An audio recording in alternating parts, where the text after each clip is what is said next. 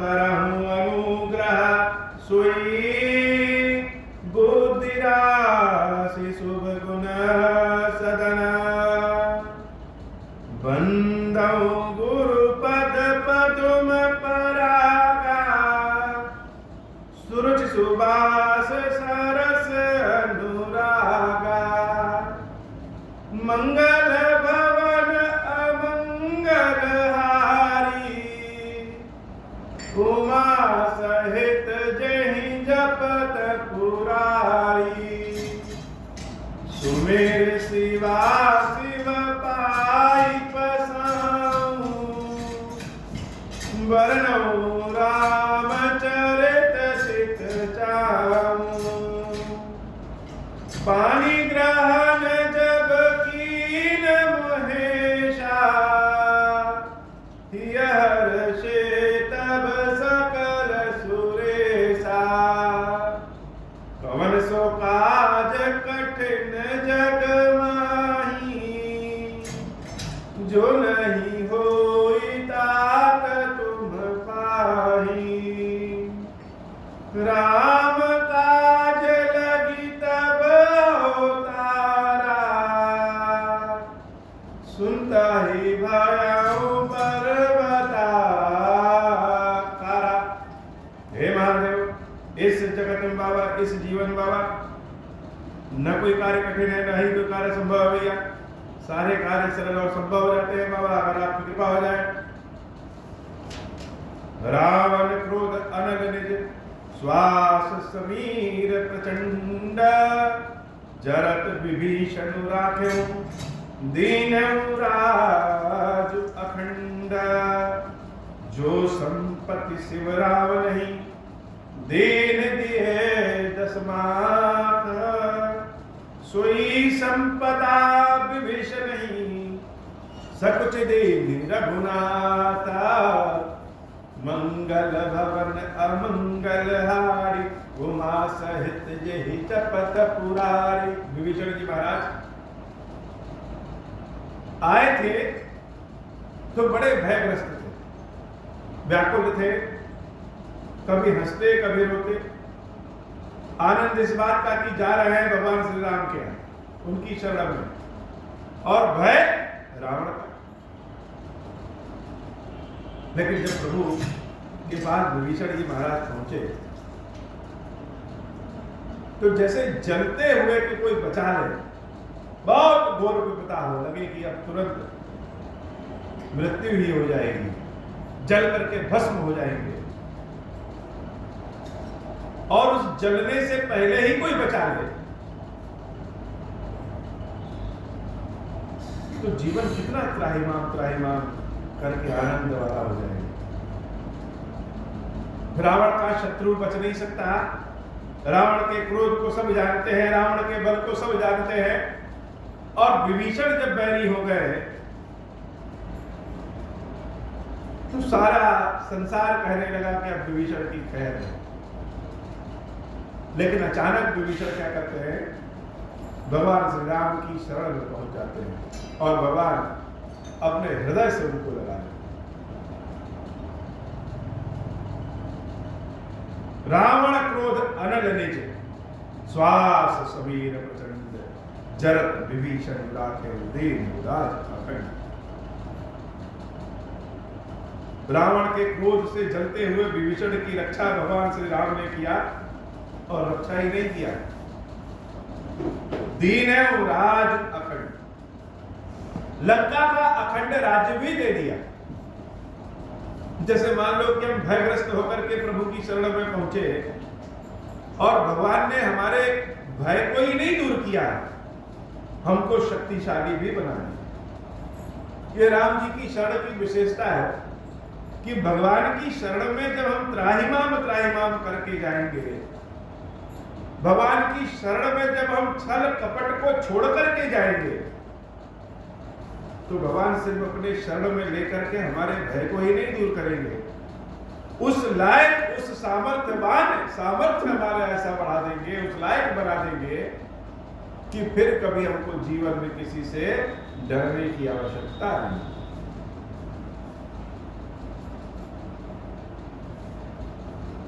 रावण को जितनी संपत्ति मिली, जो शक्ति, जो वैभव मिला, वह कैसे मिला? जो संपत्ति शिव रावण ने दीन दिए 10 बार। भगवान शंकर की चरणों में जब रावण ने अपने 10 शीश को काट करके चढ़ा दिया तो जो संपत्ति प्राप्त किया, उसी संपत्ति को भगवान श्री राम हंसते खेलते हुए, संकोच करते हुए दे देते, ऐसे लगे कुछ दिया है।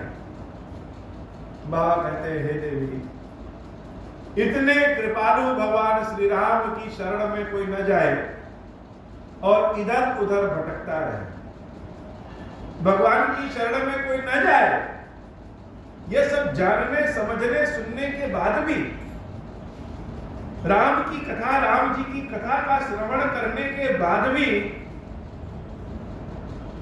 अगर ईश्वर के अलावा किसी दूसरे से आस लगाए बैठे हैं, तो ऐसा व्यक्ति जैसे बिना पूंछ का कोई पशु हो, वही अस प्रभु छाड़े भजै जे आला, दे नर पशु बिनु पूंछ विशाला। ऐसे कृपालु दयालु भगवान को छोड़ करके अगर मन अन्यत्र कहीं लग जाए, अन्यत्र कहीं लग जाए, ते नर पशु बिनु पूंछ विशाला। इसलिए हे मन, भगवान राम से दयालु संसार में कौन है? हर जगह से अपने मन को निकाल करके राम के चरणों में लगा दो। निज जन जानिता ही अपनावा, भगवान अपना व्यक्ति जान करके अपना लेंगे। प्रभु सुभाव कपिकुल मन भाव। बांदरों को राम जी का स्वभाव बड़ा आनंद आया। हम जिसकी शरण में हैं, जो हमारा स्वामी है, जिसकी सेवा भक्ति करते हैं, जिसकी कृपा से जीते और खाते हैं, अगर उसका स्वभाव अपने शरण में आने वालों की रक्षा करना है तो कितना आनंद है। हम सभी लोग अपने भविष्य को लेकर के चिंतित रहते हैं कि भविष्य हमारा कैसा होगा, आज है कल कैसा होगा। लेकिन अगर हम ईश्वर की शरण में चले जाएं, राम जी की शरण में चले जाएं, तो निश्चित रूप से भविष्य हमारा अच्छा होगा। पुण्य सर्वज्ञ सर्व उर्वासी, सर्व रूप सब रहित उदासी। दूसरों से हमें अपने मन की बात को बताने की आवश्यकता पड़ेगी।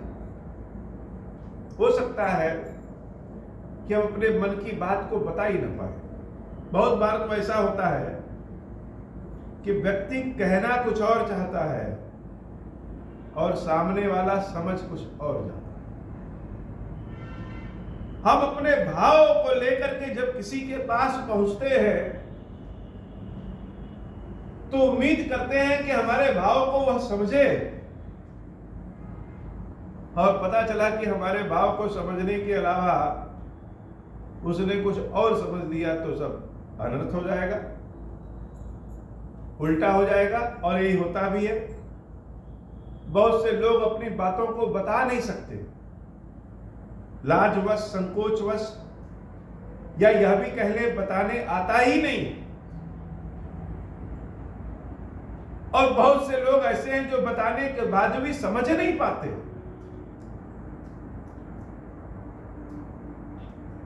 लेकिन भगवान के साथ ऐसा नहीं है।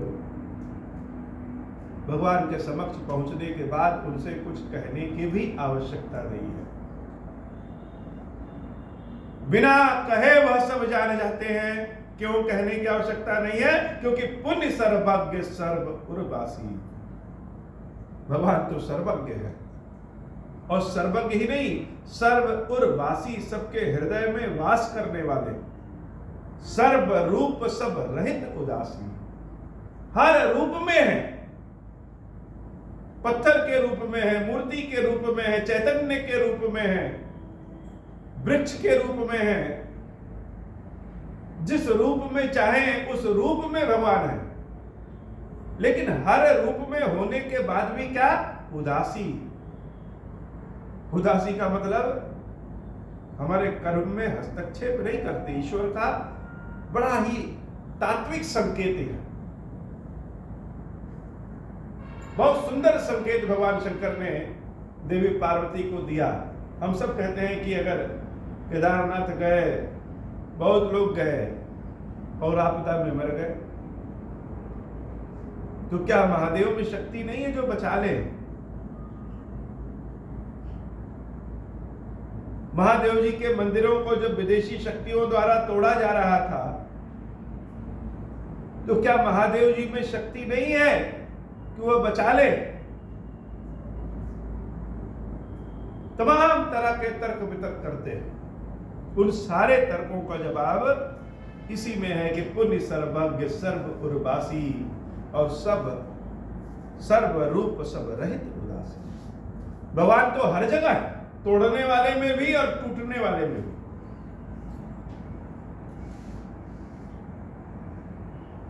लेकिन हर जगह होने के बाद भी उदास अवस्था में, अर्थात हस्तक्षेप नहीं करते। कर्म प्रधान विश्व करी राखा, कर्म के अनुसार ही यह संसार है। तो अब अगर हस्तक्षेप नहीं करेंगे तो फिर भगवान कैसे? हम यहां प्रभु के सामने बैठे हैं और कोई आए और हम भगवान के सहारे हैं और हमको बुरा भला कह जाए, अनीति की बात कर जाए, तो हम तो भगवान के ही सहारे बैठे हैं और भगवान हस्तक्षेप ना करें। हम सोच रहे हैं, हमें भरोसा है कि भगवान कृपा करेंगे, भगवान कृपा ना करें तो कैसे?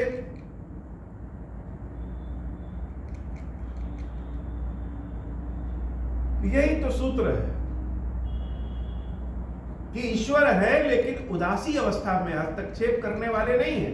अगर हस्तक्षेप करने लग जाए तो ईश्वर कैसे? तो फिर भगवान क्या हमारी स्तुति को, हमारी प्रार्थना को, हमारे भाव को सुनते हैं? तो हाँ, यह सत्य है कि भगवान हमारी प्रार्थना को, हमारी स्तुति को, हमारे भाव को सुनते हैं। अगर हमारे अंदर सुनाने की क्षमता हो तो सुनते हैं।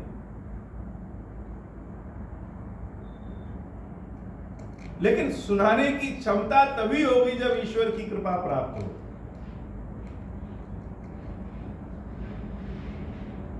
तो जब हमारी भाव इतना गंभीर हो जाता है, इतना गूढ़ हो जाता है, इतनी शक्तिशाली हो जाता है, हमारा भरोसा इतना जब दृढ़ हो जाता है कि सत्य में यहां भगवान है, कभी शक्ति की कमी ईश्वर में नहीं है, शक्ति की कमी हमारे भरोसे में।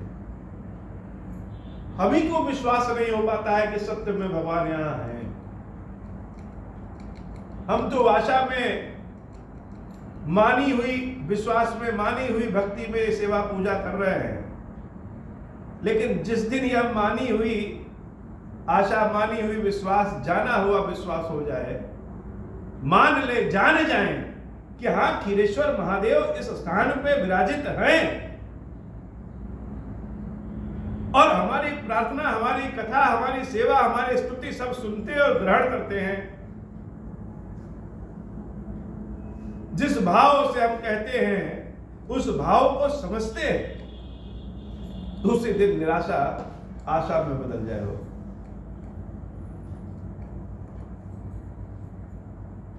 तो यह भाव किस दिन आए, कैसे आए? यह रसरी आवत जात से सिर पर पड़त निशान। जैसे शिल अर्थात पत्थर पे निशान पड़ जाता रस्सी आते आते, वैसे ही भगवान की सेवा भक्ति करते करते करते एक ऐसी अवस्था आ जाती है कि भगवान का एक विग्रह बोलना शुरू कर देता है। हम इधर से कुछ प्रश्न पूछेंगे और उधर से जवाब आना शुरू हो जाता है। यह सारी शक्तियां अपने अपने स्वरूप में है। यह हमारा भरोसा कितना है, यह बड़ी बात है। और अगर भरोसा नहीं, मन नहीं, तो सब पत्थर है। सर्व रूप सब रहित उदासी।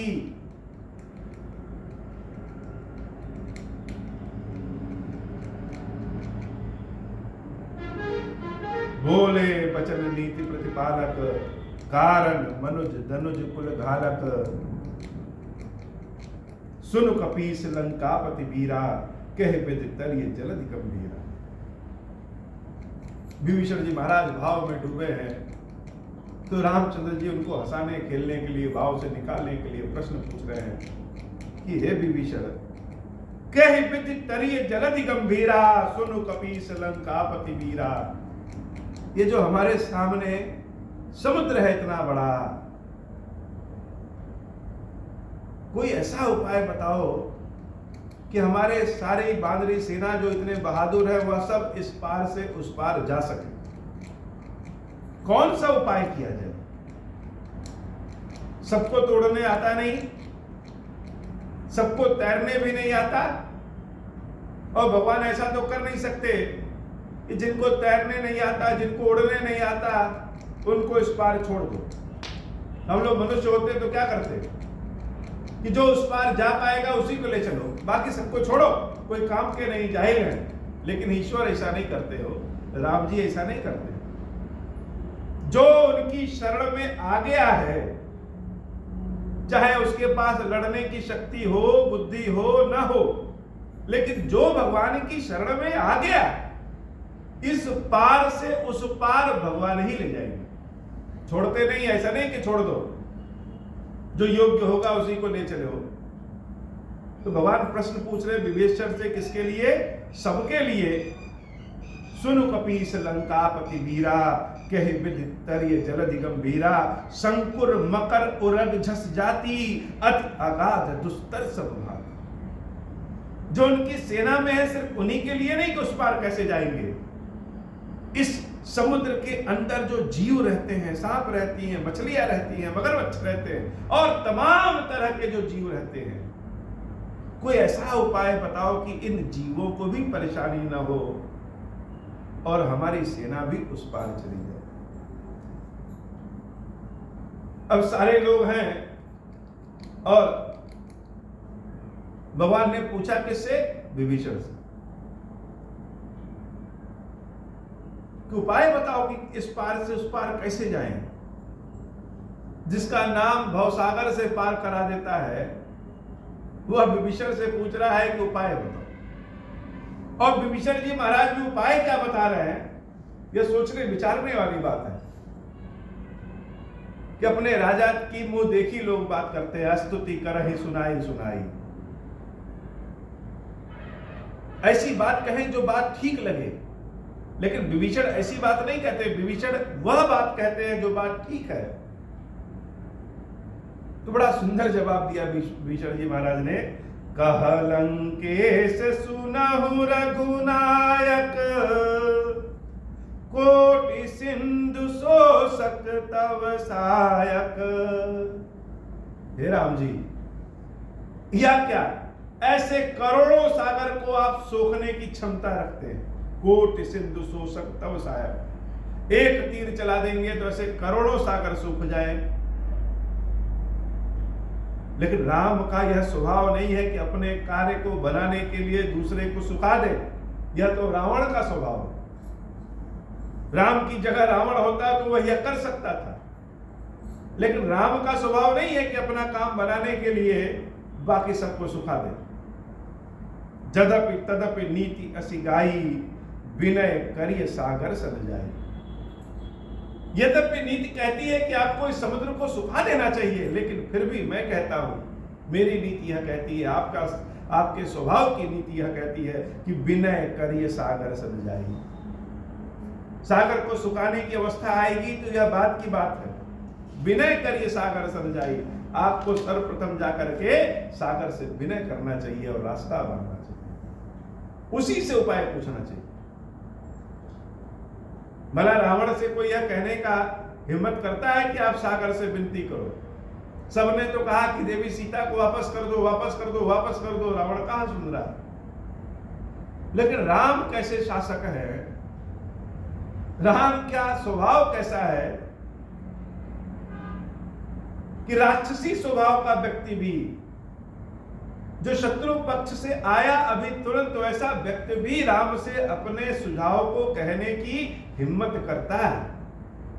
भयभीत नहीं होता, डरता नहीं है।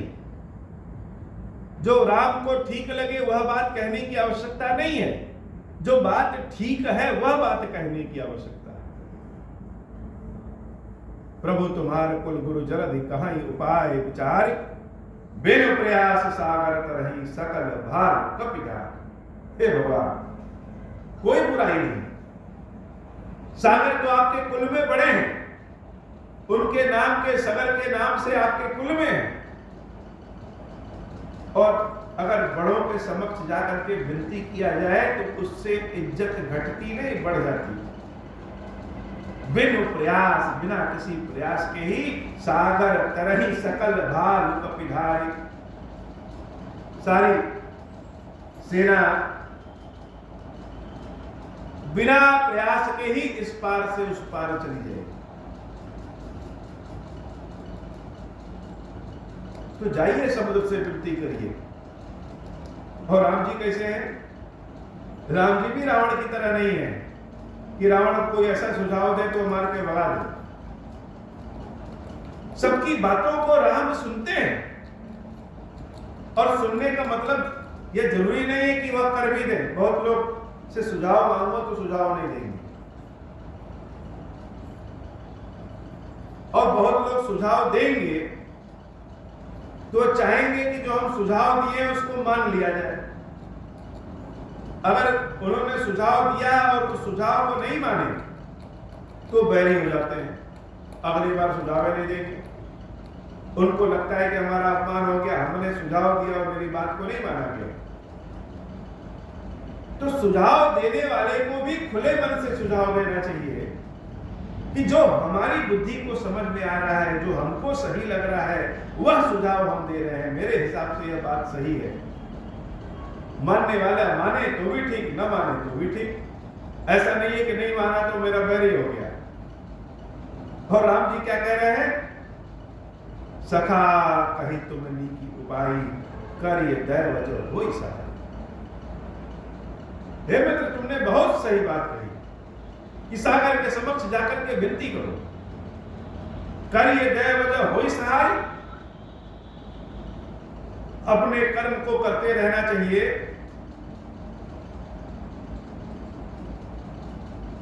और देवता तो सहायता करेंगे, ईश्वर सहायता करेंगे। लेकिन लक्ष्मण जी को राम जी की बात अच्छी नहीं लगी। लक्ष्मण जी को राम जी की बात नहीं समझ में आई, और जब नहीं समझ में आई तो नाखुशी दिखा दिए। मंत्र न या लक्ष्मण मन भावा, राम वचन सुनी अति दुख पावा। कि सागर के समक्ष जाकर के विनती करो, यह कौन सी बात है? सागर के समक्ष हम क्यों विनती करें? सागर मानेगा कि नहीं मानेगा पता नहीं, अपना समय भी खराब करे। और राम जी से कह रहे हैं, नाथ दैव कर कवन भरोसा, सोसिय सिंधु करिए मन रोसा। हे प्रभु, इन देवताओं का क्या भरोसा? यह तो स्वयं रावण से भयभीत है, डरे हुए हैं। देवी जानकी का जब हरण हो रहा था तो कौन से वृक्ष ने नहीं देखा? क्या पवन देव ने नहीं देखा? क्या सूरज ने नहीं देखा? क्या इंद्र को नहीं पता? लेकिन क्या किसी ने आपकी सहायता करनी चाहिए? कोई आकर के रावण के समक्ष खड़ा हुआ कि जानकी को कहां ले जा रहे हो? इन देवताओं का कोई भरोसा नहीं होता है, अपने कर्म का भरोसा होता है। नाथ दैव कर कवन भरोसा, सोसिय सिंधु करिए मन रोसा। मन में क्रोध ले आइए और एक बाण मारिए कि यह समुद्र सूख जाए। तो राम जी अस कही प्रभु अनुजहि समुझाई, सिंधु समीप गए रघुराई। सुनत बिहस बोले रघुवीरा, ऐसे ही करब धरम रघुवीरा। लक्ष्मण की बातों को राम जी सुने। यह राम जी का जो प्रबंधन है, यह सोचने योग्य, समझने योग्य। अक्सर घर में, घर के भाइयों में, घर के लोगों में यह बैर हो जाता है कि यह मेरी बात नहीं सुने, बाहर के लोगों की बात को पहले सुन लेते। कोई बाहर का आकर के कोई ज्ञान दे देता है तो उसकी बात को मान लेते हैं और अपने लोग जो कहते हैं उसकी बात को नहीं मानते। अब इसको संभाला कैसे जाए, इस स्थिति को कैसे संभाला जाए कि घर के लोग भी रुष्ट ना हो और बाहर के लोग भी रुष्ट ना हो। तो राम जी क्या करते थे? राम जी किसी को खुश करने की चाहत नहीं रखते थे या प्रवृत्ति नहीं करते थे कि चलो विभीषण के मन को रखने के लिए उसकी बात मान ली, लक्ष्मण के मन को रखने के लिए उसकी बात मान ली। तो राम करते क्या थे? राम वही करते थे जो उनको उचित लगता था, कोई सही माने या गलत माने, लेकिन कहने का तरीका राम जी का बड़ा मधुर और मंगल होता है।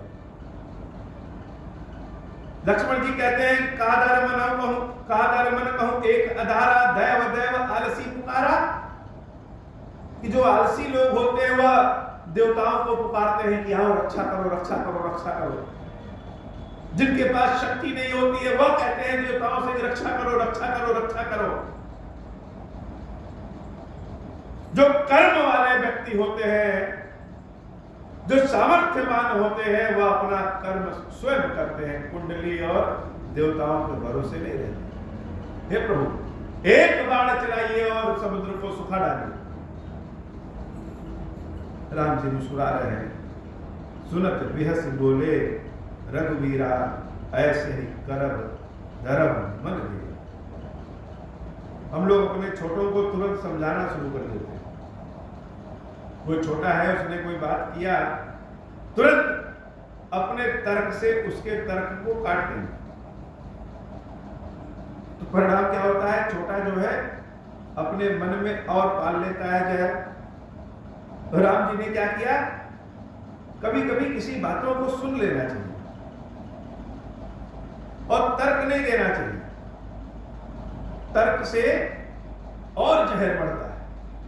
और तब जब हम बाहर वालों की बात मान रहे हैं और घर वालों को तर्क दे रहे हैं, तब तो और कठिन है। तो प्रभु कहते हैं हे लक्ष्मण, जैसा तुम कह रहे हो वैसा ही होगा, लेकिन फिर भी धर्म मन धीरा, अपने मन में धीरज रखो। जो कह रहे हो तुम वही होगा।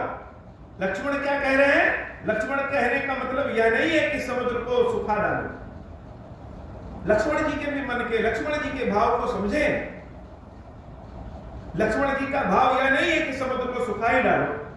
लक्ष्मण जी का भाव यह है कि काम वह करिए जिस काम से हमारा काम बन जाए, समय बचे और हम पूरी सेना सहित इस पार से उस पार पहुंच जाए।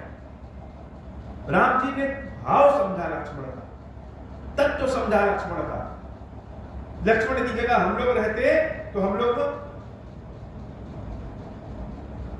लोग कोई सलाह दें और हमारी सलाह को न माना जाए तो उसको अपना अपमान समझ लेते कि मेरी सलाह नहीं मान रहे हैं, बाहर के लोगों की सलाह मान ले रहे हैं। लेकिन लक्ष्मण जी महाराज का स्वभाव ऐसा नहीं है।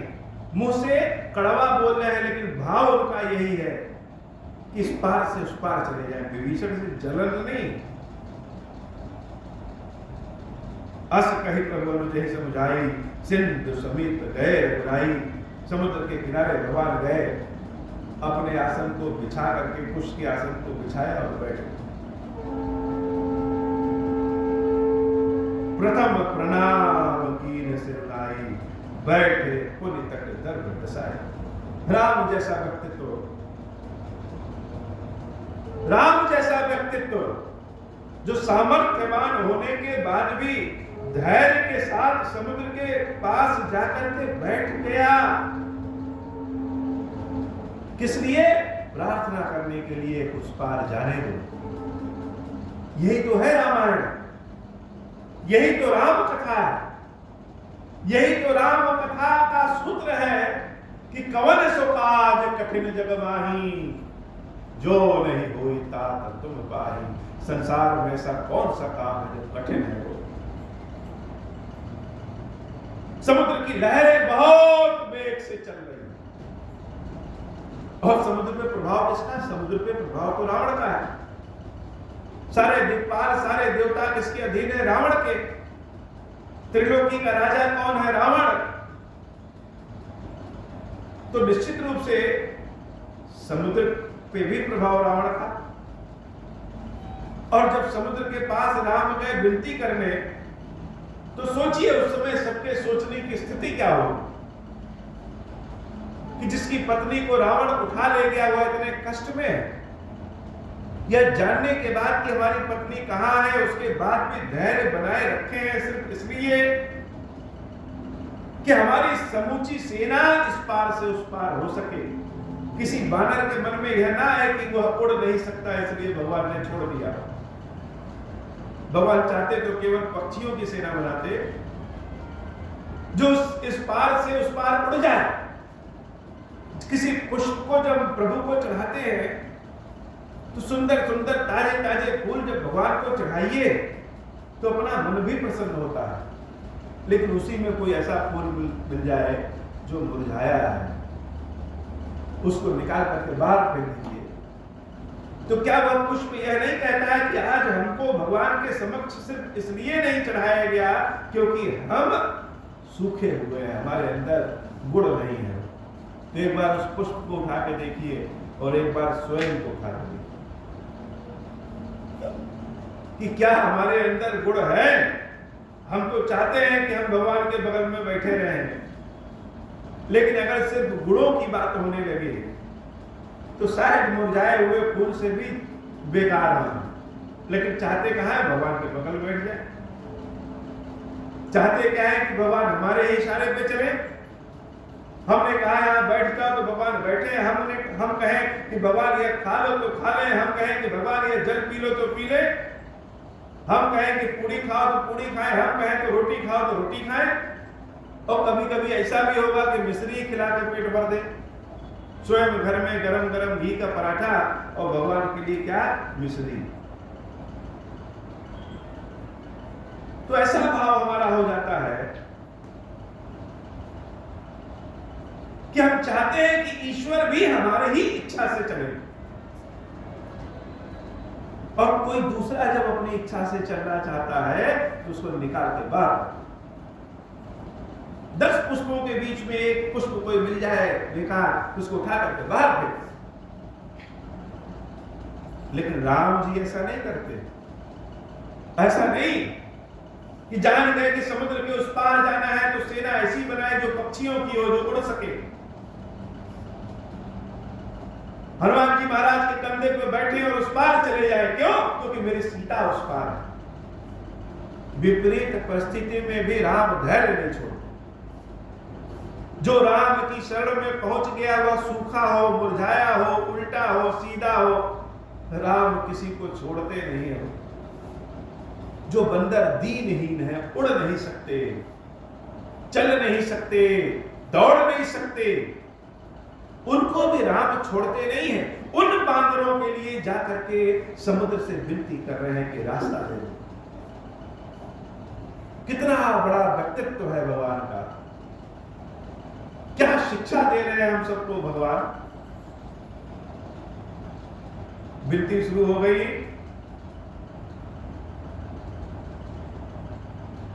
और जब विनती शुरू हो गई तो चारों ओर लोग अपनी अपनी टिप्पणी कर रहे हैं।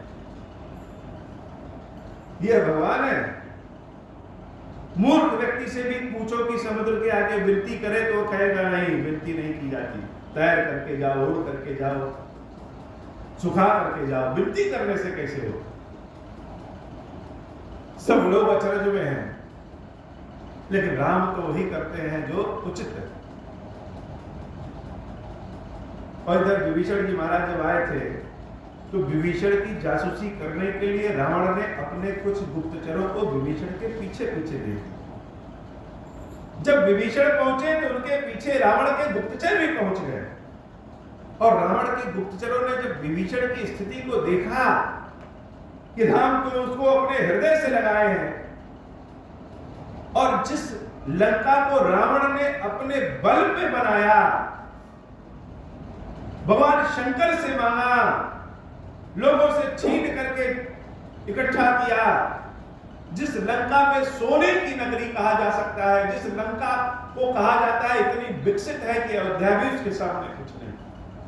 सोने की अटारी, सोने के महल, चौड़ी चौड़ी सड़कें, विमान, जहाज, समुद्र, पहाड़ सब है लंका में। और ऐसी लंका को राम जी ने क्या किया? विभीषण को दिया। तो राम कितने धन्य हैं। छोटे छोटे स्वर्ण के लिए लोग झगड़ा कर देते हैं और राम पूरी सोने की लंका ही विभीषण को दे दी। जब यह भाव उन गुप्तचरों ने देखा, सकल चरित्र तिन देखे, धरे कपट कपि देह, प्रभु गुण हृदय सराहि, शरणागत पर।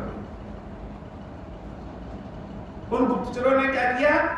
बानरों का वेश बना लिया और बानरों का वेश बना करके विभीषण जी महाराज के साथ राम जी ने जो व्यवहार किया, जो प्रेम दिया, वो सब देख लिया। और देख करके क्या कह रहे हैं कि एक इन बानरों के राजा राम का स्वभाव और एक हम सब के राजा रावण का स्वभाव, कितना अंतर है। काश हम लोग भी राम की सेना में होते। और राम जी की कृपा देखिए कि भगवान की शरण में जाते ही बुराई छूट जाती। सारे राक्षस जो राक्षस थे वह तुरंत क्या हो गए? कपि भेष में हो गए। धरे कपट कपि देह, भले कपट के भेष में आए लेकिन आ तो गए कपि के भेष में। मंगल भवन अमंगल हारी, उमा सहित जहि जपत पुरारी। प्रगट बखानहि राम सुभाऊ, अति सप्रेम गा बिसरि दुराऊ। रिपु के दूत कपिन तप जाने, सकल बाधि कपीस पहियाने। मंगल भवन अमंगल हारी, उमा सहित जहि जपत पुरारी। हम लोग भगवान की शरण में जाते हैं कभी कभी, बुराइयों को छोड़ करके भगवान की शरण में जाते हैं, अचानक कुछ ऐसी घटना घट जाती है कि परेशान हो जाते हैं। लोग कहेंगे लो जब तक बुराई कर रहे थे तब तक सब ठीक था और भगवान की शरण में जाते ही गड़बड़ हो गया। तो यह सारे गुप्तचरों ने क्या किया? बानर का वेश बना करके गुप्तचरी की। लेकिन राम जी का जब स्वभाव देखा, राम जी के प्रेम को जब पहचाने, तो यह सब जो गुप्तचर है, जो बानर वेश में है, इतने आनंदित हो गए, इतने मगन हो गए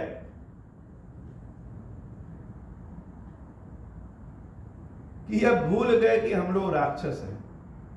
याद ही नहीं रहा कि हम राक्षस हैं और बंदर के वेश में हैं। भगवान के समक्ष जब हम पहुंचते हैं तो हम अपने असली स्वरूप में आ जाते हैं। भगवान के प्रेम में जब मगन हो जाइए तो संकोच, भय नहीं रह जाता है फिर कि हम बनावटी चेहरा जो चारों ओर लेकर के घूमते हैं, कहीं खुल गया तो क्या हुआ। ये सारे गुप्तचर मगन होकर के नृत्य करने लगे, जय सिया राम, जय सिया राम, जय सिया राम करने लगे। और जब मगन होकर के नृत्य करने लगे, अति सप्रेम दा बिसरि दुराऊ, इतना प्रेम हो गया कि हृदय का छल कपट सब खत्म हो गया। और हृदय का छल कपट सब खत्म हो गया तो अपने असली स्वरूप में आ गए। और जब असली स्वरूप में आ गए तो क्या किया? फिर बानरी सेना ने उन सारे राक्षसों को पकड़ लिया।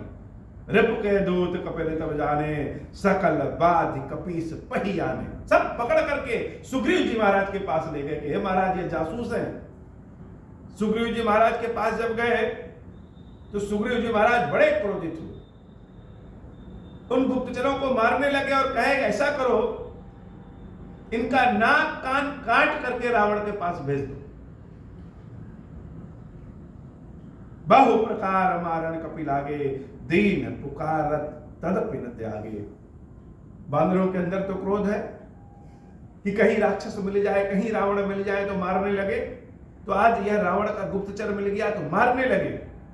सारे गुप्तचर बहुत परेशान हो गए, छोड़ दो छोड़ दो छोड़ दो चिल्ला रहे हैं, लेकिन किसी को दया नहीं आ रही। लक्ष्मण भैया उधर ही से जा रहे थे और जब लक्ष्मण भैया जा रहे थे तो सारे राक्षस लक्ष्मण भैया को सुनाते हुए कह रहे हैं, जो हमार हर नासा काना तही कौशलाधीश किया।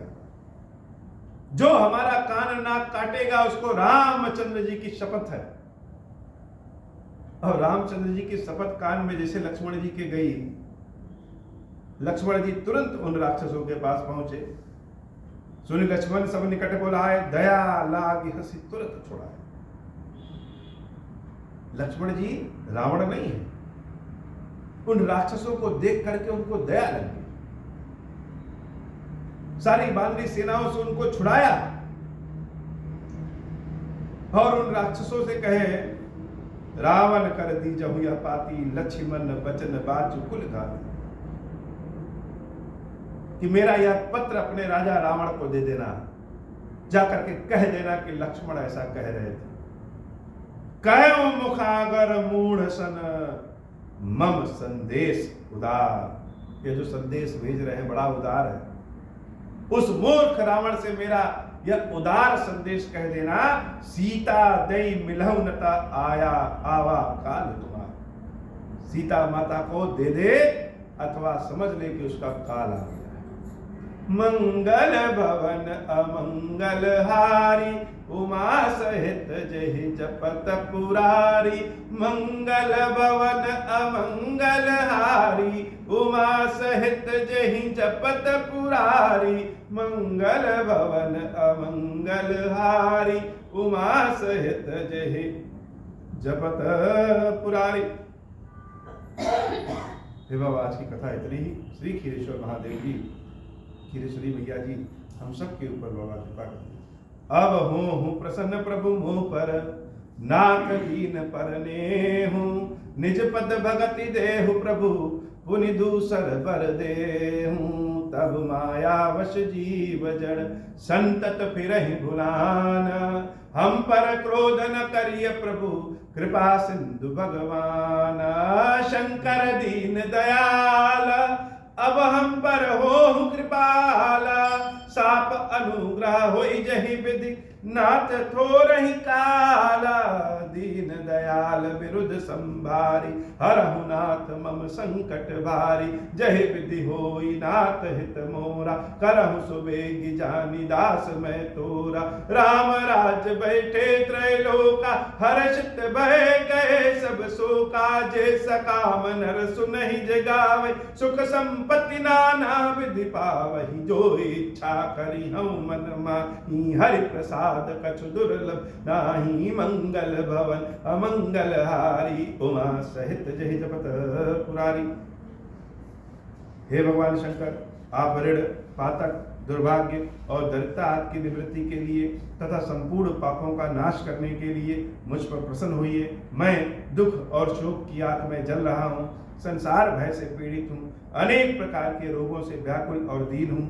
खीरेश्वर मेरी रक्षा कीजिए। देव देवेश्वर, सबको निर्भय कर देने वाले महादेव जी, आप यहाँ पधारिए और मेरी की हुई इस पूजा को पार्वती जी के साथ ग्रहण कीजिए, मेरा मंगल करिए। महादेव शुशंभु। ओम श्री राम। जय खीरेश्वर महादेव जी की सदा ही जय हो।